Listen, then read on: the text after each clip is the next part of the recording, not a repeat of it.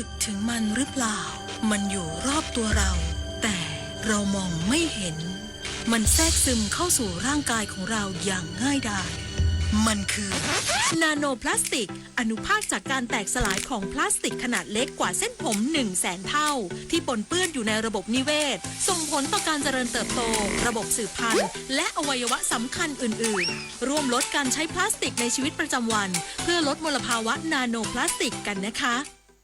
ถนนดนตรีไลฟ์ศุกร์ที่ 25 เมษายนนี้พบกับสีเผือกคนด่านเกวียนอิสราอนันตทัศน์ 42 ปีคนด่านเกวียน 42 ปีเพลงเด็กปั๊มเก็บดวงใจจนมอบเพื่อคนรักจริงและศิลปินรับเชิญเสกศักดิ์สิทธิ์เชื้อกลางชมฟรีตั้งแต่เวลา 18 นาฬิกาเป็นต้นไป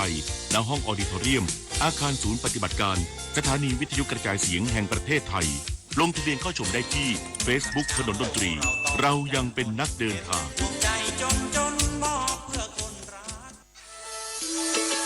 ออกไปสัมผัสธรรมชาติป่าสวยน้ำใสไร้มลพิษเตรียมพร้อมกับการเดินทางที่สุขสนุกและใส่ใจสิ่งแวดล้อมคุณทำได้ง่ายๆเพียงพกถุงขยะทิ้งให้ถูกที่แยกขยะก่อนทิ้งเที่ยวสนุกรักสิ่งแวดล้อมแล้วคุณจะพบว่าการเดินทางไม่ได้มีแค่ความสุขแต่ยังเป็นส่วนหนึ่งในการรักโลกของเราอย่างยั่งยืนมาร่วมกันดูแลแหล่งท่องเที่ยวให้สะอาดสวยงามน่าประทับใจกันนะคะอดีตสสภูเก็ตระบุการใช้อำนาจหน้าที่ของนายทรายสกอตส่งผลกระทบต่อการทำงานร่วมกันด้านการอนุรักษ์ทรัพยากรธรรมชาติและสิ่งแวดล้อมระหว่างเจ้าหน้าที่ประชาชนในพื้นที่และผู้ประกอบการท่องเที่ยว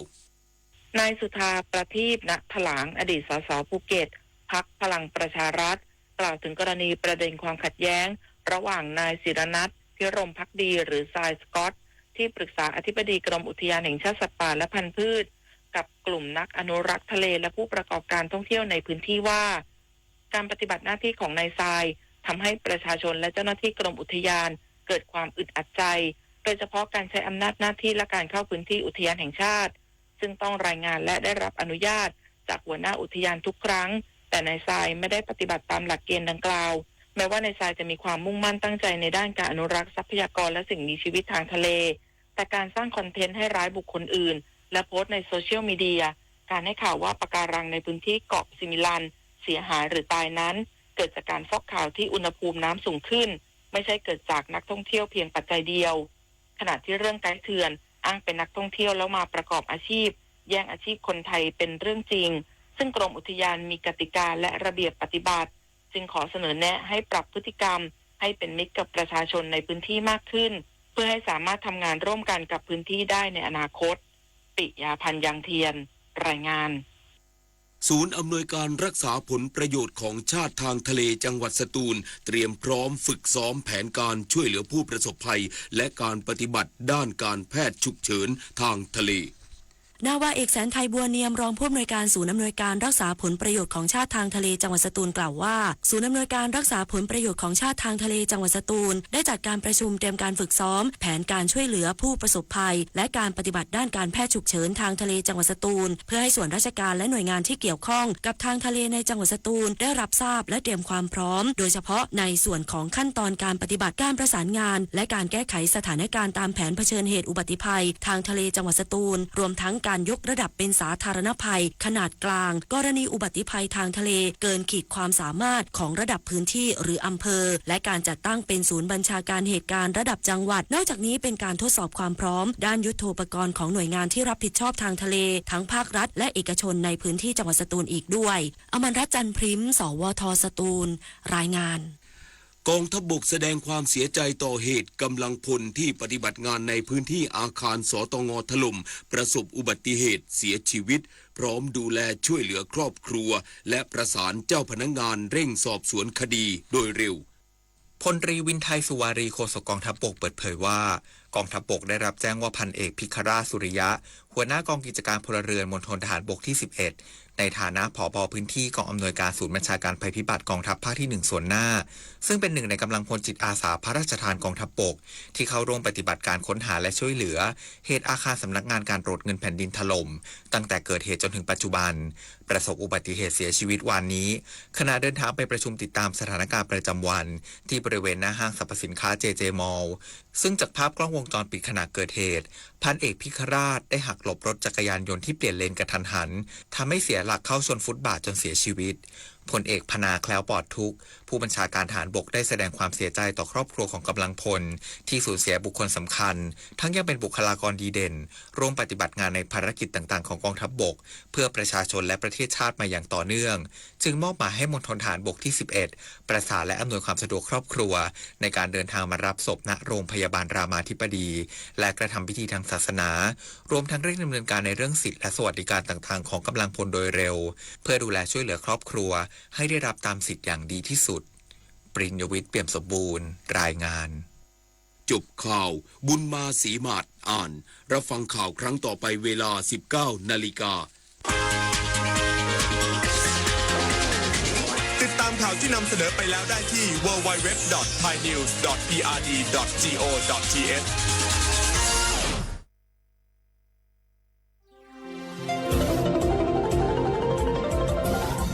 วิทยุแห่งประเทศไทยให้ความรู้คู่ความสุข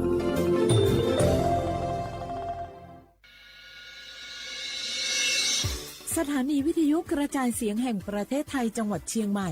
AM 1476 กิโลเฮิรตซ์สถานีวิทยุภาคภาษาชาติพันธุ์แห่งเดียวในประเทศไทยที่มีความทันสมัยเชื่อถือได้สร้างอัตลักษณ์กลุ่มชาติพันธุ์สู่สากล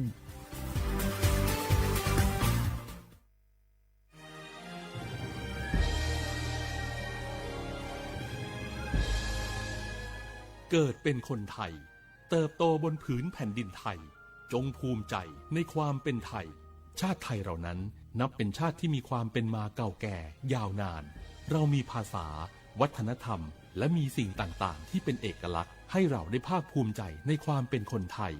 เราควรเห็นคุณค่าและมีความรักชาติหวงแหนแผ่นดินอันเป็นมรดกของบรรพชน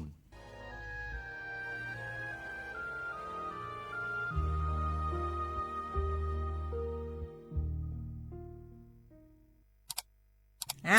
าวแชร์เข้าไ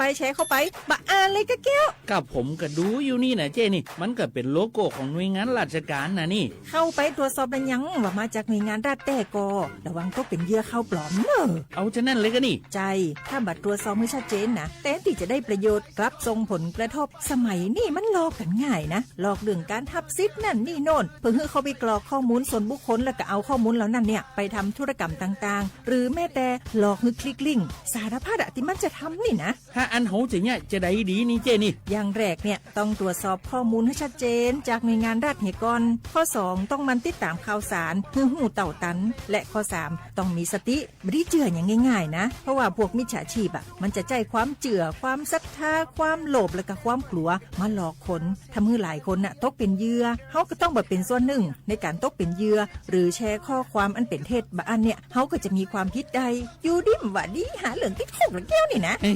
ขอโทษครับเจ้รู้เท่าทันป้องกันการตกเป็นเหยื่อจากแก๊งหลอกลวงปรารถนาดีจากสำนักงานประชาสัมพันธ์ที่3กรมประชาสัมพันธ์ค่ะในยุคที่เทคโนโลยีก้าวกระโดดโจรออนไลน์ก็ก้าวตามมาติด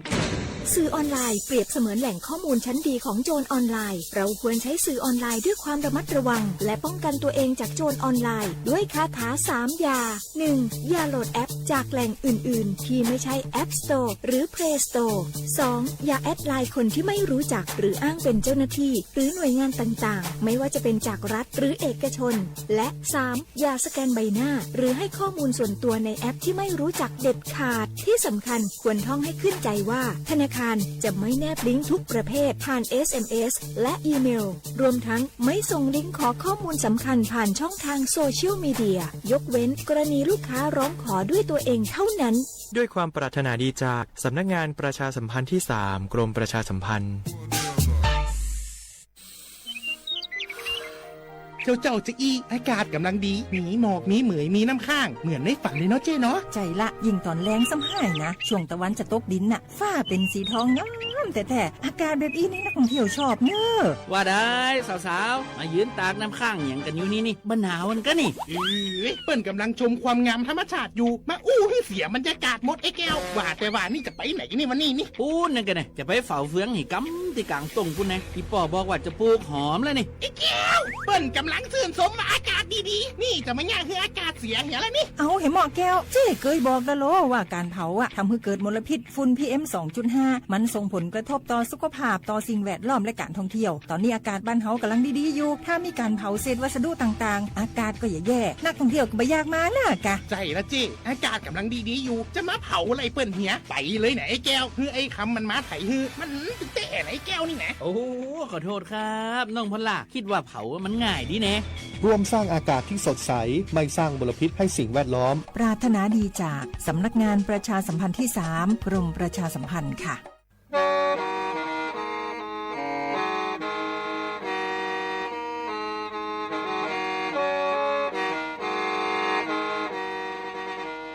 Đầu núa, gió tông chua sang xua, hú tế chờ thai, đợi lũ xén trăng mải. Lũ chay hà lù mong, inu tế hà o trà. Giáng sơn chú, tế hà thầu sư hở, chữ tén, chú, trao tén. Giáng trong tu, tế hà thầu, sư hở, cầu sang tén, chú, cầu gì tén. Trang tờn đợi sáng, AM. Kế ý chén bao bùa sang chậu trào kHz. Đầu nó mong do bé lù mong suốt lờ so cá nồng tàu.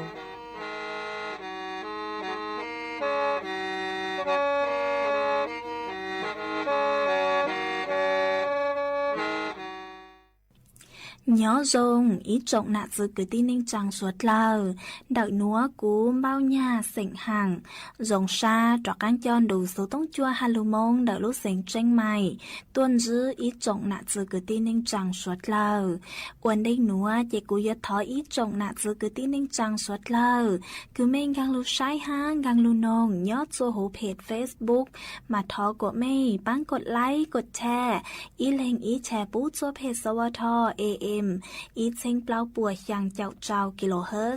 mà cú ở trong đào cho mấy suốt lờ cứ mấy bán chân gàng số tông chua hà lù mông đợi lúc sành tranh mày ó ê cú hoàng hát cha sát hà ta mấy suốt lờ yếu lùn rô cú nhó ổ phong dư thảo bí mong dầu chua thảo sao mà cú yếu trang tàu chua ý trọng nạ chư cứ tin ninh chàng suốt lờ tàu bao hà ta nấu nua chê cú chua cờ lúc xua chua suốt lờ tàu nó xưa ó ê yếu hà ta lên tư cứ mua số chỉnh chênh nùa lò mênh đào số tông mong xuyên trả mê vì do hà ta do cú chú nhó chuan đợi số tông chua lợi tê yếu chú mua lên từ lù dài mê lấy số tông chỉ cú trang tạo lên núa chùa ý trọng nạ chứ cứ tin ninh trang suốt lời tao bao ê chuan dẫn núa chỉ bế mong cổng ký lò dậy ua kì 我家我民在公主铁东长追哟，呀弄大成衣多丫头为民公主铁东着能年能只要有民公主铁东着多真妹妹哎能年能只要。mù lê lu lùa con tua trò kế đê ở chế mình gồng chúa thiết tung chúa mù trâu tá chế ở trong đủ tua si ru chế mình gồng chúa thiết tung chúa do sang trùng trái lần nè lần chi lu tơ trồng ê ta ta lần nè lần chi la lần nè lần chi yo trái phi à mình gồng chúa thiết tung chúa哟，我家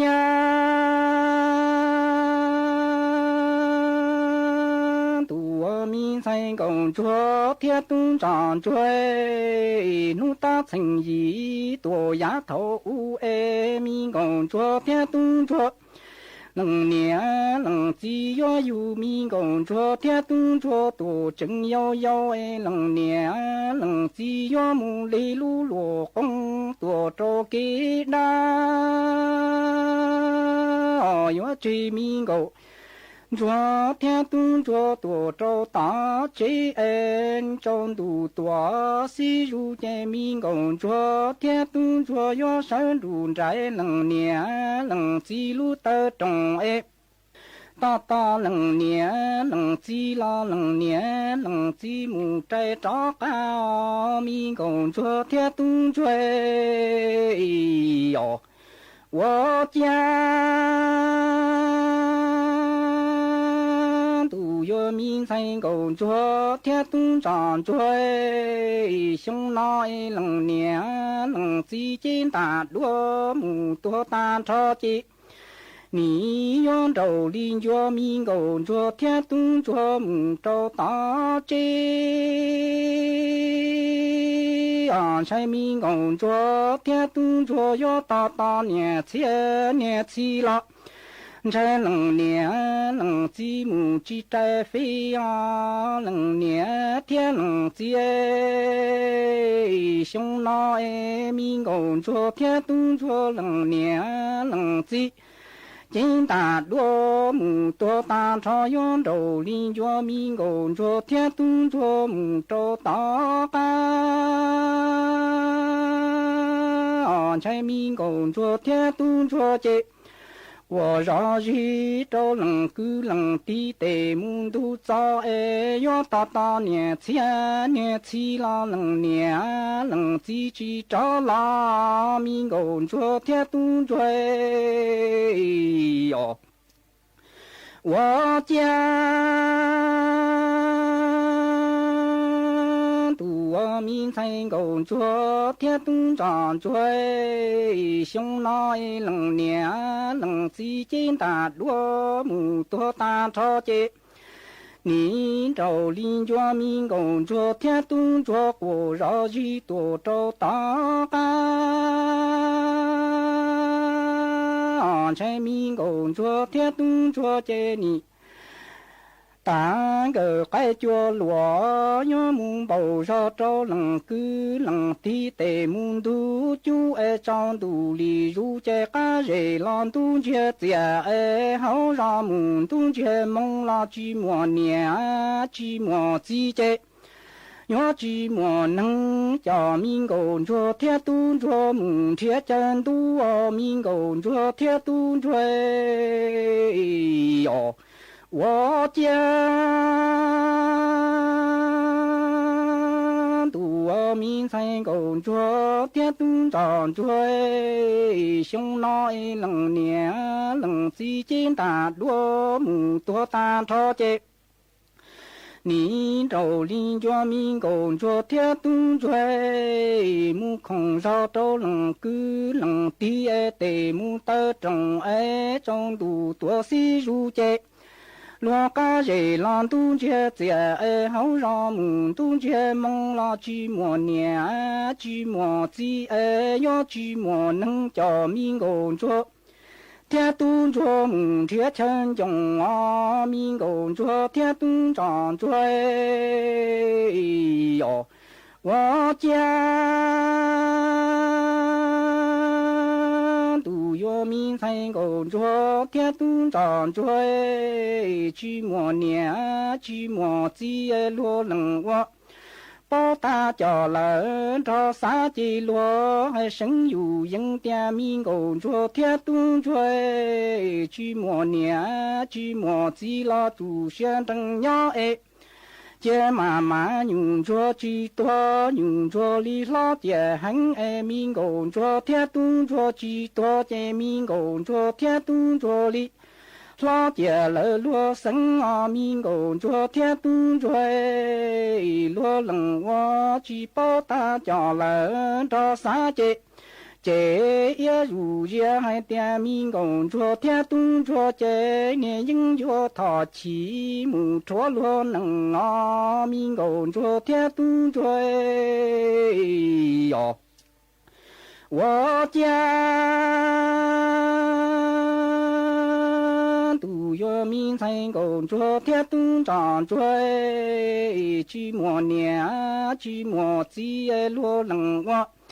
bao ta cho lớn cho xa chỉ lúa hay sinhอยู่ยังเตียมีงงชัวเทียตุ้งชัวจีมัวเนี่ยจีมัวจีลอตูเชียนดังย่อmà nhung cho chi to nhung cho li lo tiết bự mi gòn cho tiết tung cho chi to che mi gòn cho tiết tung cho li lo che là lo sáng tự mi gòn cho tiết tung cho lo lăng hoa chi bao ta cho là cho xa che che dù ye hai tiết mình cầu cho thiên tung cho chỉ những cho thọ chỉ mù cho lo nữa mình cầu cho thiên tung cho ni chỉ mình cầu cho thiên tung cho cha chỉ sợ to sinhอยู่ยังให้เตียหลังเนี่ยหลังจีในหมู่ดัวเขาตื้อเหล่าย้อนเรานี่ยัวแต่มีตู้จอมีหนัวsinhอยู่ยังหมู่จอวันจัวหลังเนี่ยเตียหลังจี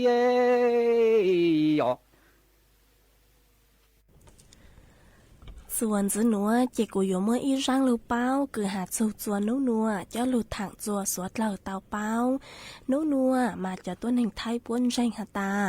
ย่อวันนาวหลอดซื้อย่อวันนาวเขี้ยวนัวนูวันนาวนัวหยวนย่างจัวนัวนูตีเก่าจื้อลูกเปล่าหลินดูชงอ้อเชงจื้อปัวเจ้าเจ้ายีมาย่อจวนดอกจ้องกินแรงโหราศาสตร์มากุ้นแรงหาตานัวยออีนูคือจื้อรงมาย่อหาตาเล้งตือคือชื่อเชชื่นดาวย่อจวนนัวมาย่ออ้วจัวจ้อกีจื้อรงนัวจูก็ย่อหล่ออีหยงมองเลยหนอมานัวจะต้นหนึ่งไทยปัวหยวมบ้างจ้อคงฮะจ้อเจ้าหมอมงทำบุญตักบาตรย่อจวนนูวันพยาวันฮะนัวเถ่าตั้งสู้จ้อยังมาป้วยหยวงกลางจ้อสัวเจกางมงจะหูลูกใจวาดเอกจ้อมงอัวอีลูกเจดีมีบ่าวเก่าเลยอยู่เลยน้องยองลอซื้อยอบ่าวเก่าเลยอยู่จ้อต้นหนึ่งกือย่อจะหูว่างหูเจเถ่าคืออัวลูกเจดีหนัวตังเหล่ามาป้วยหยวมมัวจอตุง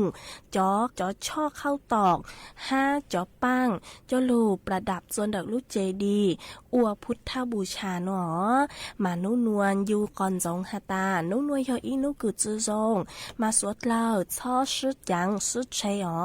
ยอหาตาไม่สุดยังสุดเชยหนอมาจอต้นหนึ่งท้ายปนใจหาตาโยอัวกีจือจงจัวก็ต่างชอลูกหยงหนอเจกูกูจะมัวจังลูเป้าหนัวจะลูถังคาจัวสวดเราเตาเป้าเลยหนัวซื้อจวนจื้อหนัวเจไปจอกกังมงกงกีรอใจอัวกี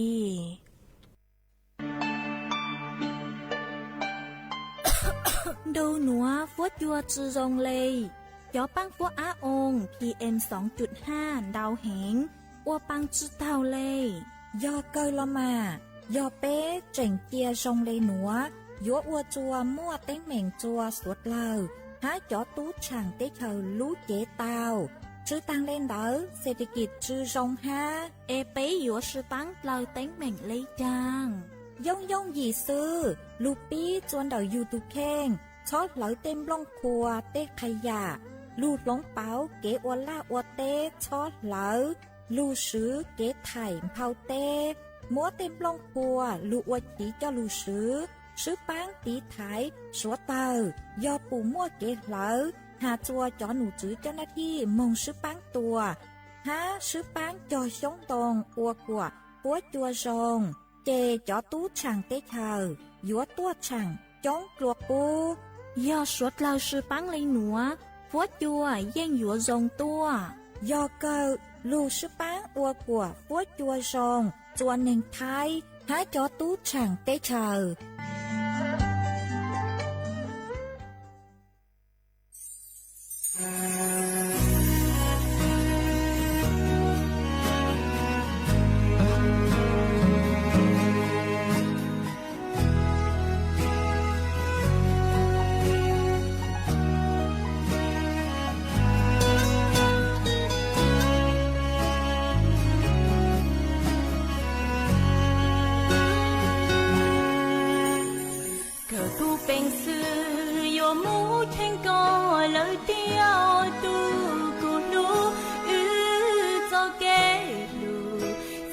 น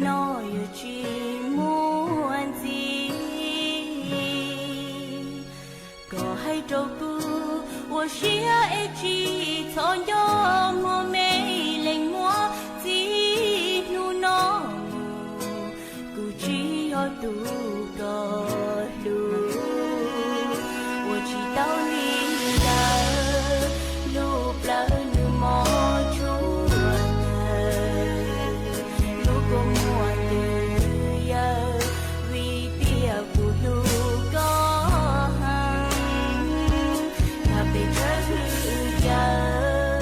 lo cu hạt trên gió cò vì gió sự thâu lo cu nó chuột lùi có sự ôi tu nên cu lùi cu thọ có thọ trở mùa cho cu nhỏ kia con đêm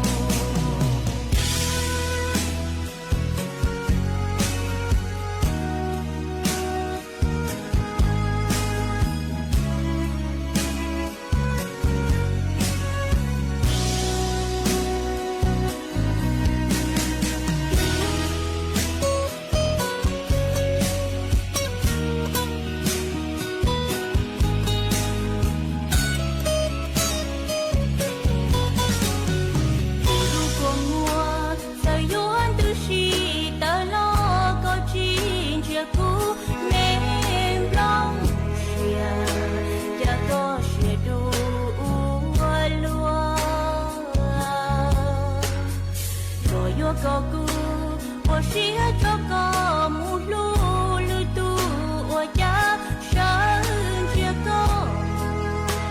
路落街找顾家，我知道你的 blong blong như mò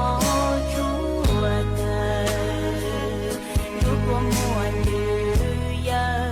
为爹不路高。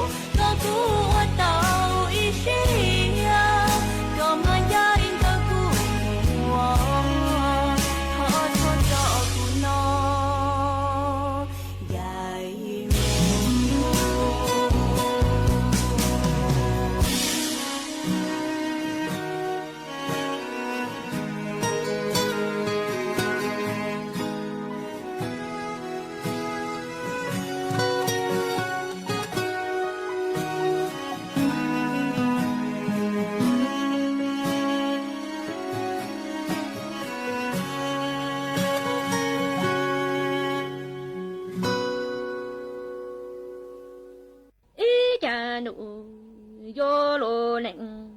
nyo tu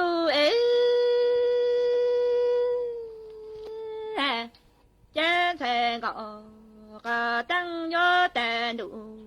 yo lo tu cha y yo mong cha y nu e no tang y nu la ni rong cho ka ha ku ni to ti ti to ka cha tu 是破路的路，有路都将在我个等有的路，有路都在一有梦在一直的那谈，一直那你中着讲，还顾你多弟弟，多个再多是破不爱路有罗都江罗宁有都有单身高个当家一个鸟多家姑毛归家港你只三梦到他港个大路上风家姑梦哦罗路个罗大路奔家港鸟多家姑梦姑家梦哦罗路多个罗家港鸟的家港你只三梦到他港个大路上去家姑梦哦罗路个罗江扎路子莫才我个当家才我个当江罗岭都要梦哦罗路多个罗江要么能开难忙来说多都做到的你哦路鸟子个太多路莫怕艰难忙来说有带路人都将个有毛扎呀路两个只将路人都你只刚给路鸟鸟旁个怕还的呀姑有毛是大姑人做了人这个路鸟只害了路农晒了农子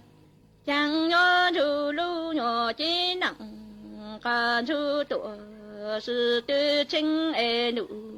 有路都艰难忙来说你大个都个的都要都爱莫疼爱错宁爱路有路都家路有路都要梦哦路路多个路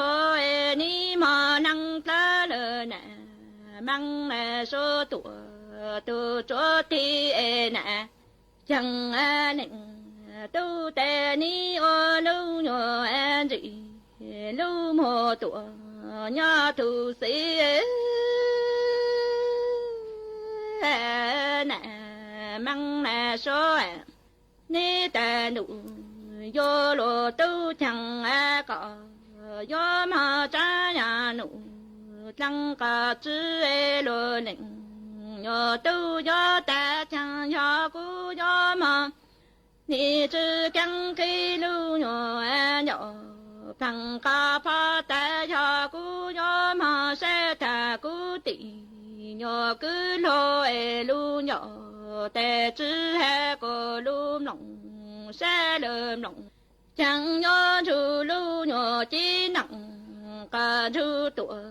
是对路爱难忙来说你的个都个的都要都哦路爱错莫路都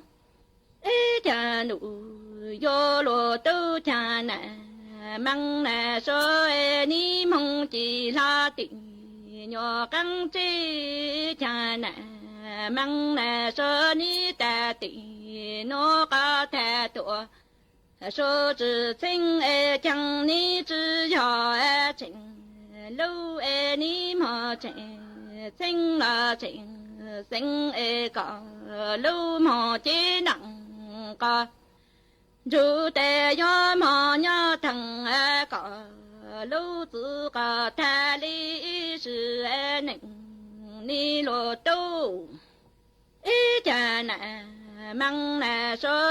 你莫记拉的我刚头难忙来说你的的我个太多说知走家你只要情路你要情心拉情 tu tê có lu mò chi nặng có chú ê ni mò nhớ thằng có lu tự ý sự nặng có thế tuổi chỉ tao lu ni lu lệnh nhô tu chẳng nè mang nè số ni mò lu lệnh nhô tu nó có mong cho nè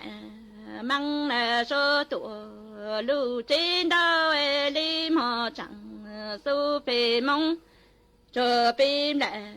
tê to nừng tuổi lu to bao cha nè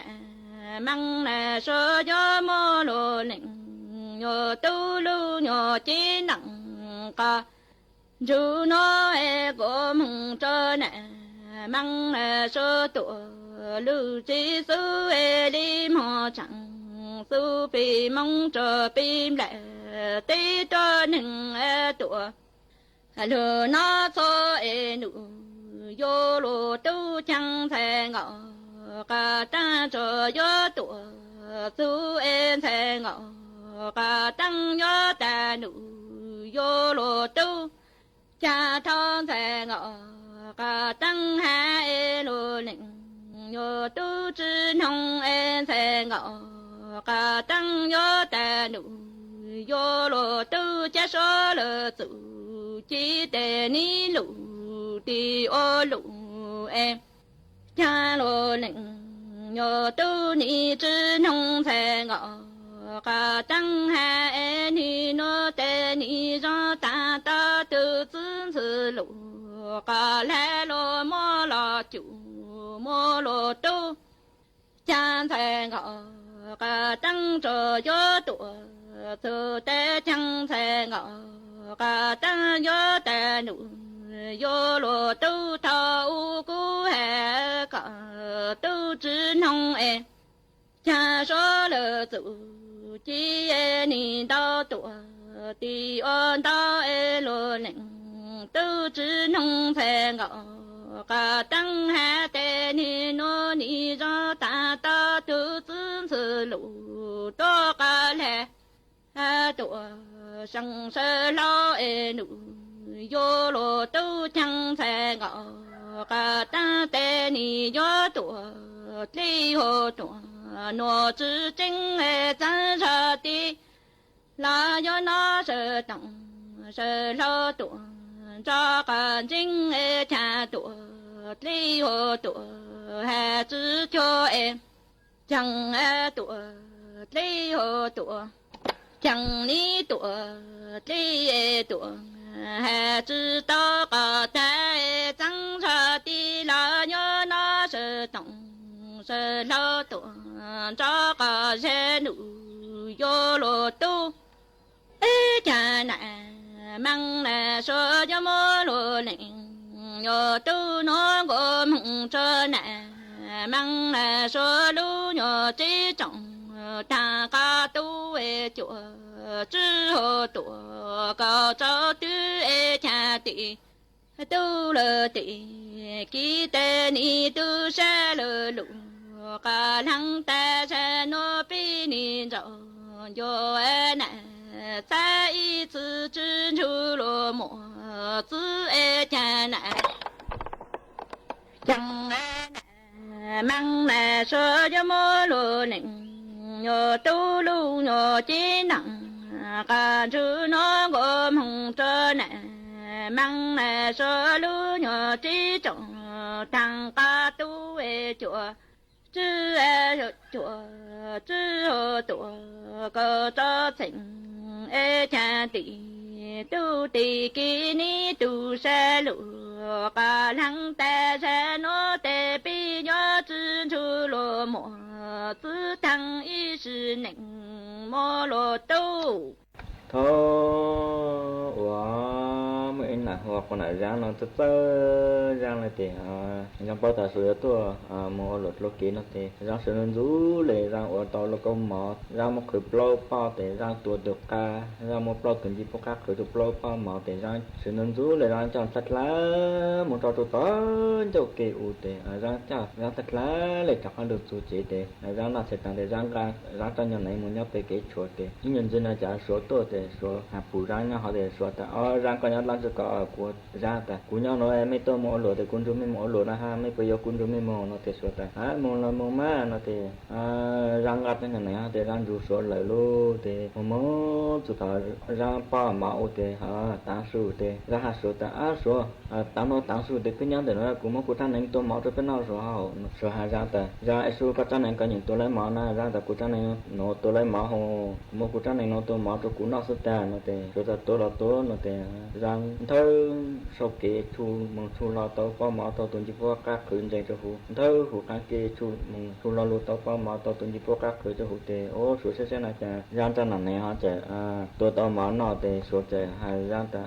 giang cái trang này có chả ai vô rõ luật là lệ cái cả tề cũng có tụt xuống này bảo cái trang này mà giang hậu giang ta chắc cái chính nhà sao nhà bảo là tao mà nhiều cả số chắc hay giang ta giang sẽ coi cả nó tề mua cái tụt xuống này bảo cái trang này mà giang ta nhà là bảo là tao cái đấy mà nó tề số chấm một là số này cho ra để ra rồi được để ra được lô con sa để khai chạy để khai lời lô để số cho ra trang này mà mỗi chỉ cho đủ để số ta của cũng ra trang này nó tôi ít bao máu cho phải mà ta kỳ cũng cho mà tôi ít bao cho phải chạy hậu nó để bao tại là họ mà nó để số mà ra trang này thơ bao số kỳ một xe chua là tao bao máu tuần chỉ bao khác cứ chạy rồi để số muốn nó để số khó ra trang này mà rong sang lô còn có tay lô nữa ô bố bự mà ta kỳ để sốตัวthơ số kỳ là một set lu rồi thơ hoặc cái kia là một set lu để số thì chế ra còn là ra họ chả tự chỉ là ở lu lê nó tiền là ra mua số nào này chơi một cái lê alo thì số cho lấy lê chẳng lấy thì là ra rồi mua số nào tên chỉ chơi một dưới pha nào tên này cứ in nào tên nàyตัวthì ra hà pha tên nàyแต่xe mấy cả nó mua mấy nào tên nàyตัวrồi cũng ao mua em cũng mua cái tên này rồi mấy chơi mua màเพราะแต่chơi có chức cả so ya có cả mà phải cả solo nó thì ra ta cũng càng cười là mà nó thì có chấm một con tên nàyตัวrồi ra thì ra chấm một ra là tên này tôi có chơi lại hello thì ra chấm một là tên nàyตัวmột số tàu thành số tàu chế thì ra chấm một tên nàyตัวthành tôi use cho tàu chế thì ra chỗ số một tuần đã thành số con tàu thì thành số nó chế thì thành số phụ thì số hai ra ta ra cóตัวลูกเจ๊นอกก็มอเลยมาโมกูอยากจะโมจุดนั้นเลยว่าตัวลูกเจ๊นอกก็มอเลยมาโมเขาจะใช้เปล่าเนาะแต่ยาจะโมตัวเซนต์ลอเจ๊เด็กเซนต์ลอเจ๊หายาแต่ยาก็ตัวนี้ตัวสลับกันย่างตัวเขาเนี่ยกูย่างตัวกูจะทำโมเอ็นย่อต่อเจ๊เซนต์ลอจะหันแต่ตามินจะตีก็โมหายย่างลูกเจ๊ลูกนอกก็มอเอาตัวเลยมาโมจะตีใช้เปล่าเนาะแต่เดี๋ยวจะโมตัวต่อเจ๊เดี๋ยวจะโมหูไล่ด้านหน้าตัวนี้ตัวด้านหน้าก็หูตัวแต่กูอีหัดตาก็โมเจ๊แล้วก็มันนักก็มาไม่ได้มาโมเจโน่มาเตโอนจะจัดลาแต่หน้าต้นในตัวก่อนเดินหิ้งข้างล่างตัวเขาเต็มเดินเลยมาป้อตันเดินเลยมาเซตตัวน่าจะยังอีหน้าต้นในตัวเตเดินเลยหาต้นเดินซื้อร้านนักก็พูดตุ๊จีอะไรอีหน้าต้นในอะไรอีหน้าต้นในตัวร้านตาเตียวตั้งกูเจ้าตัวเจ้าโหก็ยังมุ่งตัวมากูยกก็สะดูก็อดตัวเจ้ามากูยกก็ซื้อโลนโอ้เสียงตลอดมัวหูเจ้าหูรอตัวละหาจีเงี้ยนะยังในโลเตเสียงตลอดแต่มัวเสียงตลอดนั้นแต่เขาตัวraอยู่thì anh thì ra bao ta dịch sự tôi trong rằng cái thì ra hàng giờ tôi mua nhà lô tiền ra chợ hàng giờ ấy tôi tung buôn nó cũng một hộp tôi nó mở có nhỏ có mua lúa ya rồi lấy chợ có xếp phần trong cho kia sẽ tôi tung vô tao thì có mua lúa ya trời lo tuần đời hỏi có phan bị kẹt lên rồi con bị kẹt rồi tôi bị kẹt đi rồi bon đó còn lo rồi thì nó thì giữ chữ bao thì giữ sản phẩm chơi cái lúa ya chỉ cho tờ lọ lên rồi nó thì giữ mua lúa ya ở một sải lên dây là mà nó thì ra hàng giờ tôi tung buôn nó thì ra chợ một hồ dịch thì đời nhau tiền đời mua lúa ya lấy chợ thì giờ sẽ còn rồng tàu thành cho kia tiểu chạy ra hai giờ sửa tu tu tàu cho kia tên rồi mỗi lúc ra chơi lo tên đồ hơn giờ sáng cái tên rồi rồi cái rau chuông rồi tàu bị cắn chết cho tên bon nó còn lo tên giờ sửa tu tên ra hai giờ sửa con nó mà tiền sẽ là chạy luôn này giờ hai giờ tàu chơi là chạy ô tô nó ha thì nó mà tăng tiền sửa ta vừa ra chạy nếu lúc giờ nó chạy rong lột là tàu chơi là ô lấy rong nó ha nó thì ra tại sửa lúc giờ em nó mà tàu chơi là ô lấy rong nó là ha tại em nói lúc giờ nó sẽ ta ok em tại hai ra sẽ mấy cả thì mới cho cụ của ông mà còn lại anh nghiền lần lo anh nghiền tàu chơi thì mới tàu nó thì ra tại nhà là vô ông má nó thì bây giờ cứ muốn lo dạo lại luôn rồi ông một chút để tài chỉ chế ta có chơi cụ có một tròn đường cây chỉ tròn đường cây mà ông trời hai vào ra tôi lấy ra luôn nó thì ôi giờ sẽ học ta con nào ra hơn tôi lui ra nó rong hồ chỉ tàu chơi nó lấy nó lấy ta nó thì ôi là ta giờ tăng số tiền là ta giờ sẽ tôi ông mất tới cho họ để tôi sát lên cho là lên trên bao luôn bởi rồi cho là đó tôi mua lên luôn ta có ra lấy tiền đó là ta tôi nào có ra chả chỉ là luôn lên nó thì ôi nhau thì họ tôi nhầm tôi để vào ra bao ta xưa giờ là tại tôi trong cái hello thì vào ra tôi mua tôi này sẽ thế rồi em mua tôi này sẽ thế là cứ em mua tôi muốn nó em mua hút tôi nó máu hay là cứ mua hút nó máu thì con nhau thì con mua em mua giang mang thì con mua lo mang cho phò tôi tạo khăn quần này của hút tôi chơi nó máu ta thì của hai con ta rồi mua khớp lo mang nhà tao khăn quần này tôi trong một chỗ nào tôi tao dùng luôn nó thì có một cái lông mang nhà tôi từ xong đến tới này này tao lấy của nhà nó thì từ mới này cha một sản lên cái ham ăn ô ra từ một khu dịch từ tiền rồi nhớ tiền rồi mua lông mang cho một phòng tôi tập ăn con này thì ra một khu tao dịch từ tôi nằm ở tiền nó nằm ở tiền dịch từ tôi tao hai tiền này ra tôi hành tại rồi có một cái lông mang nhà tao ăn con này tôi sửa trong một chỗ nào sửa tôi tao dùng luôn xe nó thì rồi từ một cái tao lông mang luôn thì dịch từ chỉ bao giờ dịch từ ta dịch từ xong đến chơi ở tuần này tao lấy của nhà ta thì tôi sẽ ra ta ra mình giờ cho mình tôi này rong lượt là để tao thọc của nhà ta là ra tại tôi này nó mà rong hồ tôi này nó nhà hồi thọc của nhà hồi lo tôi sửa ta thì con này lo những cái một thứ thì có mấy cả thì mỗi phụ cha mỗi con này tao thọc của nhà cho con này sửa lo nó thì sửa mà này cha một sải chẳng cái hello thì cái cha này một tuần là tại chơi ta cũng có công trang cái này cho một trang cái không giờ tôi lấy ra trang giờ tôi lên này luôn thì tao cái nào vừa ra giờ tụi này nó cho lá của nhà hồ nó thì hay nhau thì ôn là ta hay giờ tụi mua thì tụi cho hồi ra tụi muốn làm máu thì ra hàng giờ xếp tụi nào tôi giống một liếc con này thì tụi một liếc nhà hồ khăn này thì khăn con này thì một chuỗi tao nạp quê còn tôi để cao một lắm mà cho một phò tôi khăn con này hay nhau là tụi phò tụi li la tụi hai giờ tại tụi này cho lá của nhà nó tụi hai chụp sẽ nó thì ra hàng giờ tụi muốn làm máu tao nạp tay giờ thì hàng giờ trong tụi tiền để một lắm mà cho một phò cho khăn con này thì ra hai giờ tôi nằm ở tại tôi chạy lùi thì nó là tại hai giờ tôi cho một ly giờ hàng là tại cả cái nào tôi ta nói thế vừa là giờ tôi này cho lá của nhà là cái sự một ly thế thì là tại một ly to pro mang nhà thì ở chạy vừa ra tôi này nó chạy vô cho lá của nhà thì ta luôn chạy rồi vô không ở lượt lại luôn nó thì nên tôi nhận đủ thì tôi ly được chỉ nhận cho lá của nhà là hello thì chứ không nào vô ra cho chỉ là lô lên nó thì nhau tôi nhận đủ thì vừa ra con đồng nhiệt gì tôi trong cái hello thì chỉ muốn nhà hello thì vừa ra sẽ trâu gì chuẩn rồi giờ sẽ chụp gì tôi trong cái để mua nhà thì còn cái tôi muốn nói cũng một số nào mà con nhau để cậu là không bảo có tiền trái có một cái photo khát được lá là cứ cũ một số tôi nào mà thì mà tan để ấy tôi sẽ chơi để cũ tốt cái cái để bảo mà có tiền tháo phải chơi để lúc ăn thằng lắc vào thì anh giờ cũ mỗi nạp cái trang có để có sẽ hao nó tiền để chỉ có để sang năm giờ là tôi nó đó tôi này tôi hay là trang tôi này sẽ hay là để mỗi ép tôi nó cho một sải lên cái hai mà nó tiền rồi nhớ vừa ra một hồi giờ sự tiền rồi nhớ tiền rồi ô tôi là có một cái trang rồi mất cái bắt chân rồi tiền trang thì vừa ra một hồi giờ sự tôi làm máu thì nó làm máu thì ra hàng giờ tôi ở chỗ sự chế với nhà lưu tiền rằng tốt cứ ôn nhuận rồi tuần lo cho họ thì đỡ số tuần lo cho họ thì làm buổi chiều là chú sớ luôn làm buổi chiều chú sớ giờ chú hai ra ta vừa ra một lùi lấy chào ở rong ôn san để hai mai cha chấm một lần đâu tôi lấy lời nó kì vừa ra ta chú sát sơ tức là cụ trang để sớ đó chú sớ lấy lô tôi lấy là sát sơ tức là cụ trang để sớ là để vừa ra một cơn còn là cứ số tôi cái số chân ra ô tôi con đó là khâu trao là con đó tôi khâu trao sẽ rồi ô thì cái mình chỉ là ô số con đâu nó cao trao nó con đâu cao trao sẽ rồi ô thì cái sẽ tôi trả nó ra cho mà nó cứ số cho cái số con đâu ô số con đâu nó cao trao nó con đâu cao trao sẽ rồi số trên ô nhìn chụp bị thở thì ô vậy sẽ nó cho nó cười vô nó lột là lên đâu tôi này tôi là trang lấy tôi này sẽ hát thì vậy rồi cả hai ra hả ta ra han từ sẽ mấy cả thì mấy món mấy chục từ gọi cho cú mới cho một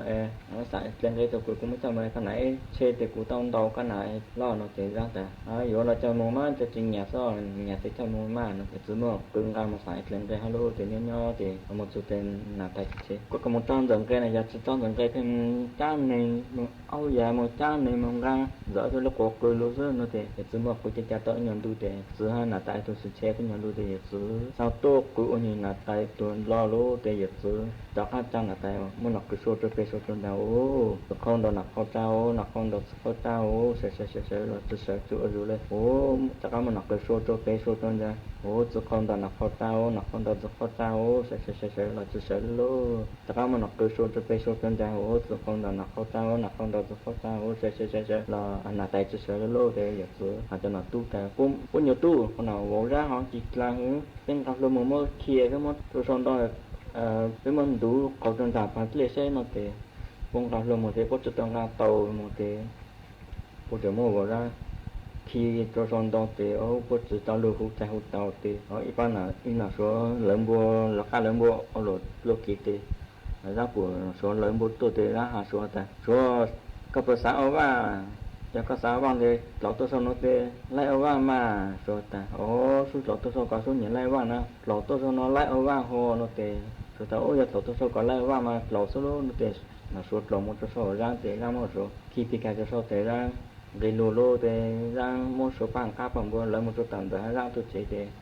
nhỏ thì bố trò một tàu trả tàu thì bố tôi luôn đủ thì là số chế xong đông tôi từ qua tại là vào ra chặt ra hai được số là họ có nên được cả số chế xong đông tôi này vậy tất là chặt tu tại vậy là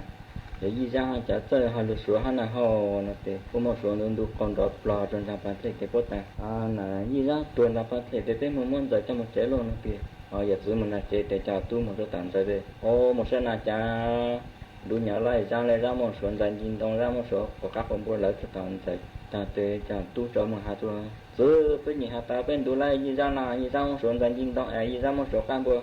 là chú tạm giờ chú chế em giờ khác giờ như ra tôi mà cán bộ trong quần ta lên nó thì giờ tôi là thì giờ giờ tôi cho một xem giờ ở tôi thì giờ rồi gọi ra ở tôi anh em phần fan tôi cũng phải để rằng luôn rồi ra thì cái nó hello